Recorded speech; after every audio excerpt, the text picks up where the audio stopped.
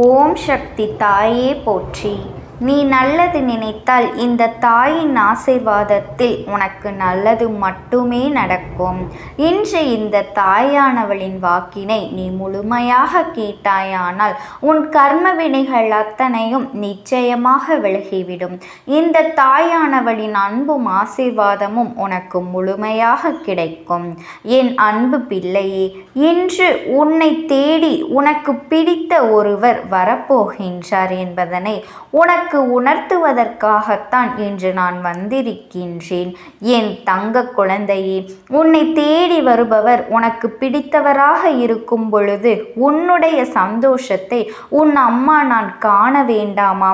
அதனால்தான் என் குழந்தையே, காண்பதற்காக உன்னை நான் ஓடோடி வந்திருக்கின்றேன்.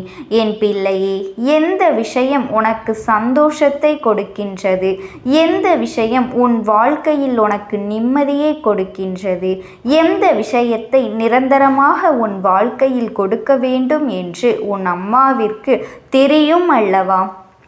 அதை உன்னிடம் சொல்வதற்காகத்தான் இப்பொழுது நான் வந்திருக்கின்றேன்.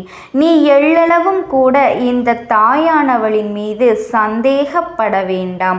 இதை நான் நடத்தி தருவேனா என்ற சந்தேகம் உனக்கு ஒரு பொழுதும் வேண்டாம். நான் நிச்சயமாக உன்னுடைய விருப்பத்தை நிறைவேற்றி தரவே வந்திருக்கின்றேன். என் அன்பு குழந்தையே, யார் வேண்டுமானாலும் எப்படி வேண்டுமானாலும் இருந்துவிட்டு போகட்டும்.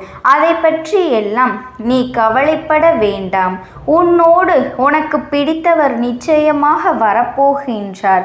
அவர் யார் என்று உன் அம்மா நான் நிச்சயமாக இப்பொழுது உனக்கு சொல்ல போகின்றேன். கவனமாக கேள் என் குழந்தையே. ஆபத்து இருக்கும் பொழுது உனக்கு யார் உதவி செய்தார்களோ, நீ ஆபத்தில் இருக்கும் பொழுது யார் உன்னை புரிந்து கொண்டு உனக்கு ஆதரவாக செயல்பட்டார்களோ, உனக்கு உதவி செய்ய வேண்டும் என்ற மனப்பக்குவம் யாருக்கு வந்ததோ, எத்தனை பேர் உன்னை சுற்றி இருந்தாலும் அத்தனை பேருக்கு மத்தியிலும் இவர் ஒருவரே உன்னிடம் மிகுந்த அக்கறையோடு நடந்து கொண்டவர். என் குழந்தையே, உன்னை விட்டு இப்பொழுது அவர் தொலைவில் இருக்கின்றார். சில நேரங்களில் நீ வேதனையில் இருக்கும் பொழுது உனக்கு மிகப்பெரிய ஆறுதலாக இருந்து கொண்டிருந்தவர். உன் மனதில் இருக்கின்ற ஆசைகளை எல்லாம் தன்னுடைய ஆசையாக சுமந்து கொண்டவர். எல்லாவற்றையும் உனக்கு நிறைவேற்றி கொடுக்க வேண்டும் என்று உன்னோடு துணை இருந்தவர். ஆனால் இன்று உன்னை விட்டு தொலைவில் இருந்து கொண்டிருக்கின்றார். உன்னை பற்றி எப்பொழுதுமே நீ நினைக்கின்ற விஷயங்களை விட உன்னை அதிகமாக நினைத்தது அவர்தான். எப்பொழுதுமே உன்னை பற்றிய சிந்தனைகளோடு இருந்தவர் இப்போது உன்னை விட்டு வெகு தொலைவில் இருக்கின்றார். உன்னுடைய நினைவுகள் எல்லாம் அவருக்கு இருக்கின்றதா இல்லையா என்பது கூட உனக்கு சந்தேகமாக இருந்து கொண்டிருக்கின்றது. அதனால்தான் நீ மன வேதனையிலும் இருந்து கொண்டிருக்கின்றாய். மீண்டும் அவரோடு வாழ வேண்டும் என்றும் அவரோடு சேர வேண்டும் என்றும் மனதார ஆசைப்படுகின்றாய். எல்லாம் உன் அருகில் இருந்தாலும் எதுவுமே இல்லாதது போன்ற ஒரு உணர்வை கொடுத்து கொண்டிருக்கின்றது. இதனால் உன் வாழ்க்கையே உனக்கு வெறுப்பாகியும் விட்டது. இந்த வாழ்க்கை இதற்கு மேலும் வேண்டுமா என்று நீ வேதனைப்பட்டு கொண்டிருந்த சமயத்தில்தான் நீ என்னிடம் வந்து வேண்டுதல் வைத்திருந்தாய். அம்மா, ஓம் சக்தி, நான் உன்னிடம் எதையும் கேட்கவில்லை. என் வாழ்க்கையை எனக்கு கொடுத்து விடுங்கள். நான் இப்போது எதுவுமே இல்லாமல் வாழ்க்கை வெறுமையாக மாறிவிட்டது. மீண்டும் எனக்கு அந்த நல்ல வாழ்க்கையை கொடுத்து விடுங்கள் என்று என் குழந்தை நீ என்னிடம் கேட்பது எனக்கு தெரிந்துவிட்டது. என் தங்க குழந்தையே, நீ எப்பொழுதும் உயர்வான எண்ணங்களை மட்டுமே மனதில் வைத்திருக்கின்றாய். உன் மனதில் இருக்கின்ற நல்ல எண்ணங்கள் நிச்சயமாக உன் வாழ்க்கையை மீட்டு உன் கைகளில் கொடுக்கும் என்பதில் எந்த ஒரு சந்தேகமும் உனக்கு வேண்டாம்.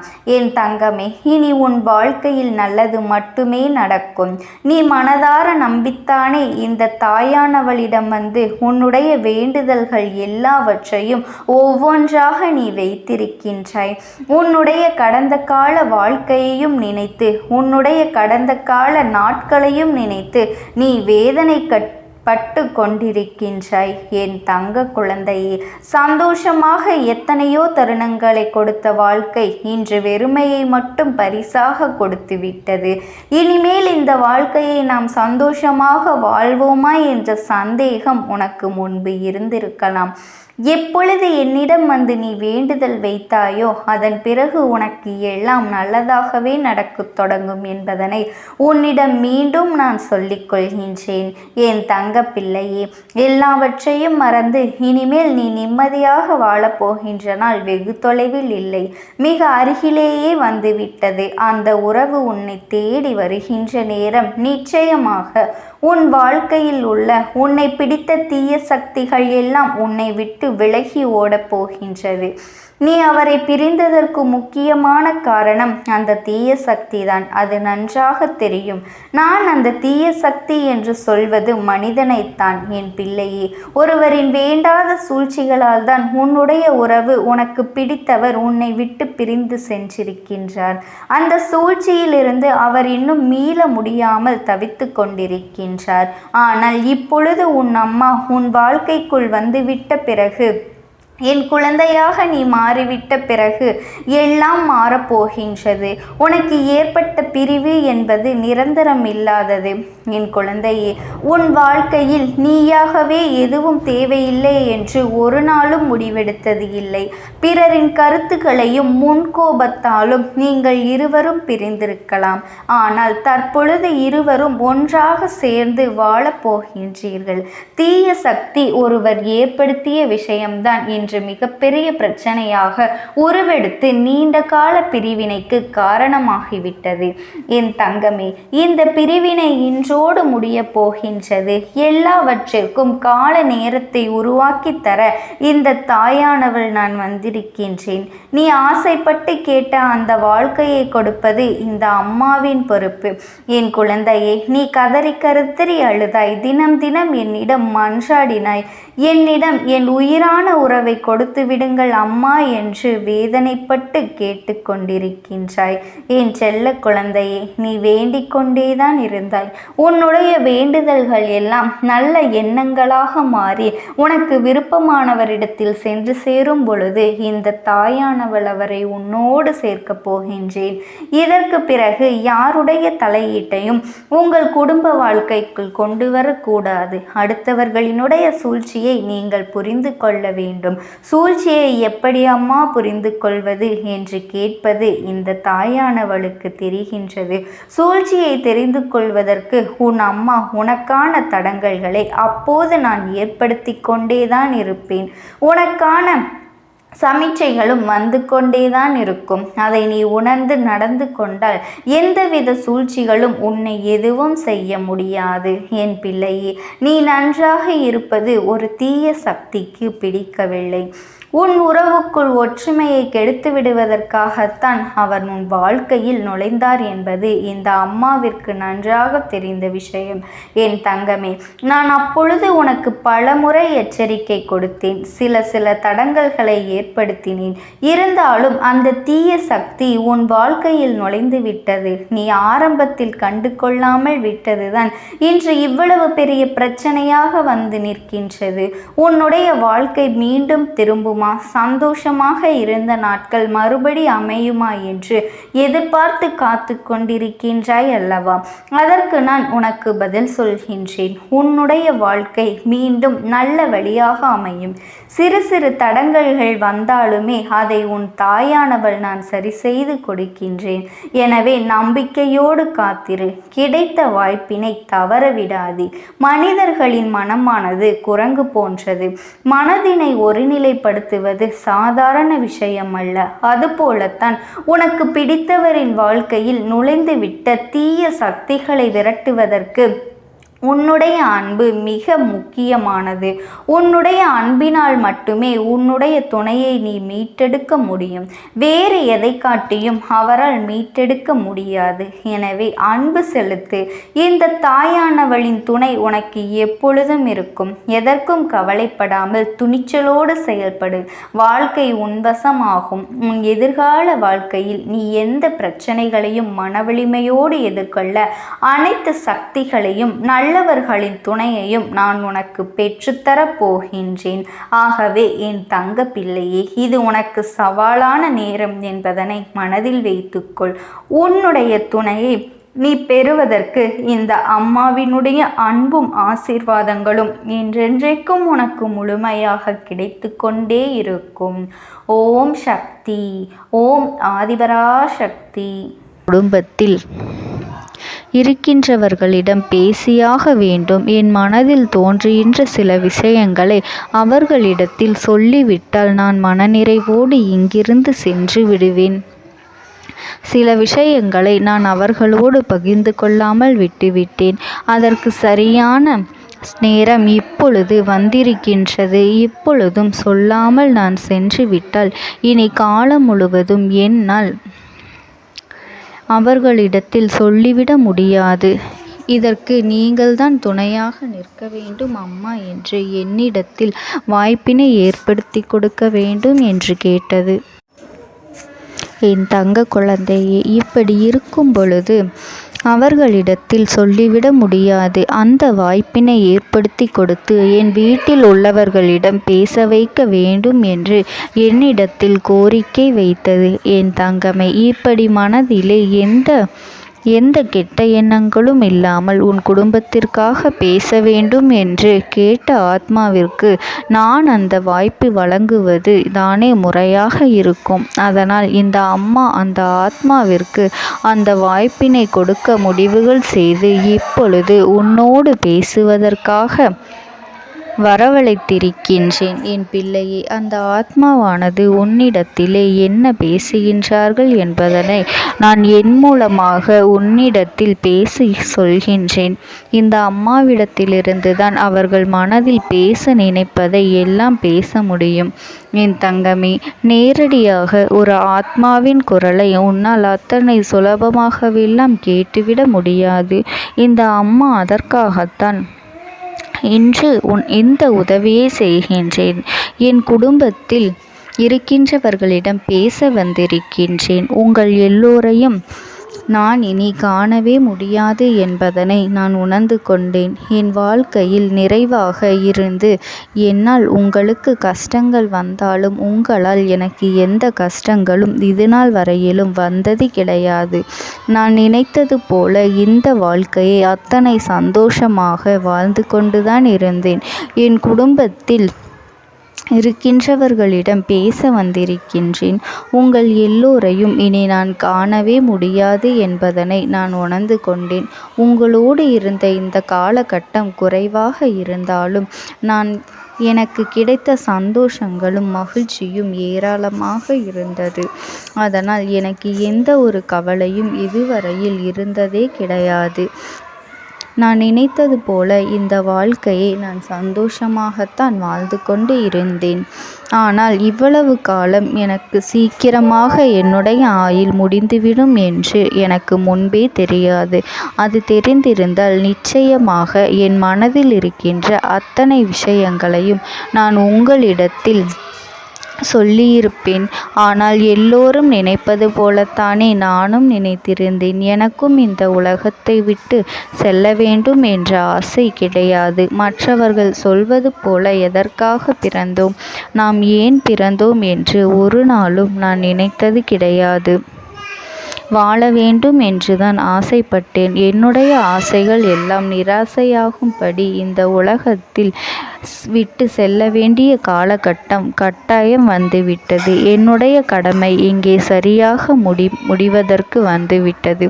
இன்று நான் உங்களோடு பேச வந்ததற்கு முக்கியமான காரணம், சில விஷயங்களை எல்லாம் உங்களோடு சொல்லாமல் விட்டுவிட்டேன். எப்படி நடக்கும் என்று தெரியாமல் நான் சில விஷயங்களை செய்தும் முடித்துவிட்டேன். அதற்காக உங்களிடத்தில் நான் மன்னிப்பு கேட்டுக்கொள்கின்றேன்.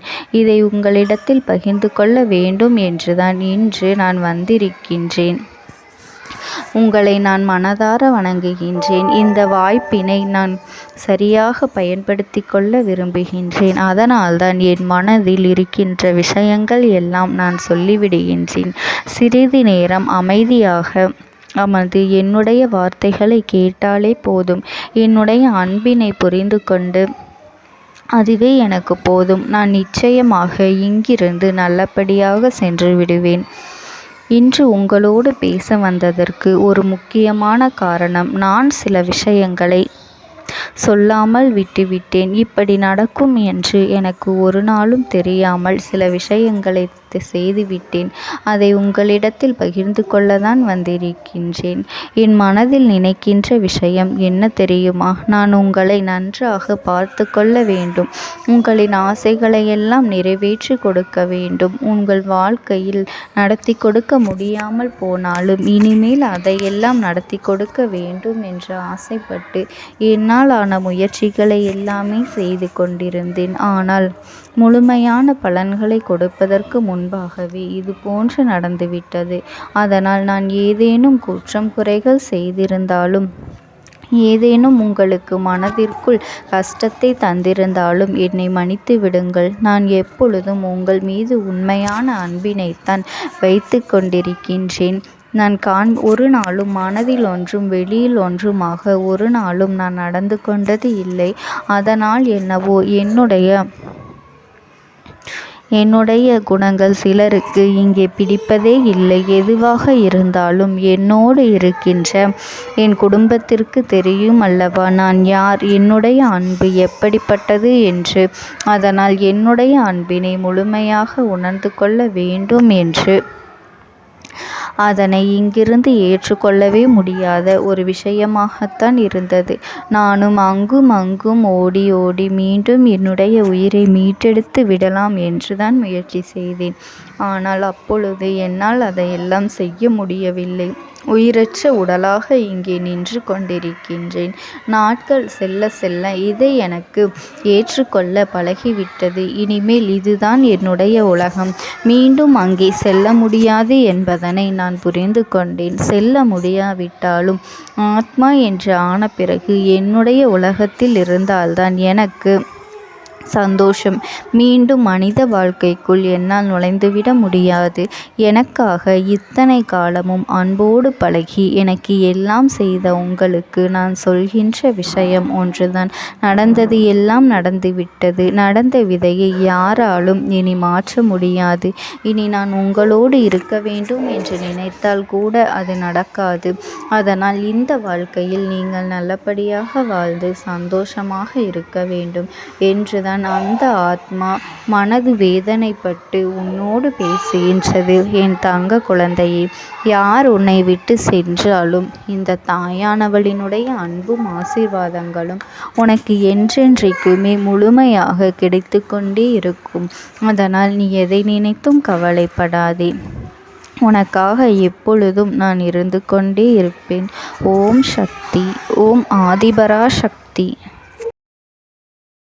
உனக்கான நல்ல விஷயங்களை செய்து கொடுப்பதற்காகவே உன் தாயானவள் இன்று உன்னை தேடி வந்திருக்கின்றேன்.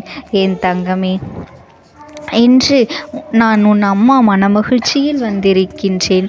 என் பிள்ளையே, எப்பொழுது இந்த அம்மாவினுடைய வாக்கினை நீ கேட்கின்றாயோ அப்பொழுதிலிருந்து எண்ணி 5வது நாள் உன் வாழ்க்கையை புரட்டி போடுகின்ற நிகழ்வு ஒன்றினை நான் நடத்தி கொடுக்க போகின்றேன். உன் வாழ்க்கையில் நடந்து கொண்டிருக்கின்ற ஒரு அதிமுக்கியமான பிரச்சனையை நான் முடித்து கொடுக்க வந்திருக்கின்றேன்.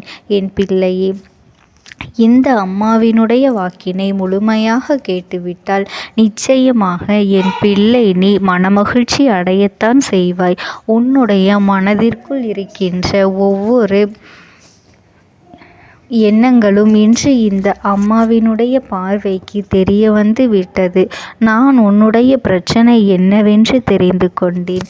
என் பிள்ளை, நீ என்னை பார்க்கும் பொழுதே உன் மனதில் ஓடுகின்ற அத்தனை விஷயங்களும் எனக்கு தெரிய வந்துவிடும். அதை இப்பொழுது என் பிள்ளை நீ சரியாக செய்துவிட்டாய். ஆனால் இந்த அம்மாவினை கண்டு கண்கலங்கி நின்றாய் அல்லவா? அம்மா உன்னைத்தானே எல்லாமுமாக நீ நம்பியிருக்கின்றேன்.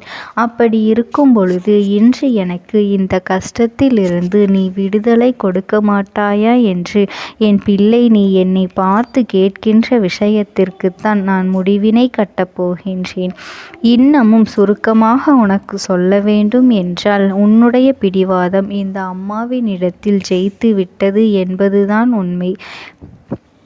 என் குழந்தைக்கு எந்த ஒரு விஷயம் வேண்டும் என்று அடம்பிடித்து இத்தனை காலமும் நீ நின்று கொண்டிருந்தாயோ, அந்த ஒரு விஷயத்திலிருந்து உன் அம்மா நான் உனக்கு விடுதலையை கொடுக்க வேண்டும் என்று என் முன்னால் கதறி அழுதாயோ, அந்த விஷயத்தை இன்று உனக்கு நான் முடித்து வைக்கின்றேன். என் பிள்ளையே, சுற்றி இருக்கின்ற உறவுகளையெல்லாம் நம்புவதை விட்டுவிட்டு சற்று விலகி நிற்பதுதான் எல்லோருக்குமே நல்லது. ஏனென்றால் யாருடைய குணம் எப்பொழுது எப்படி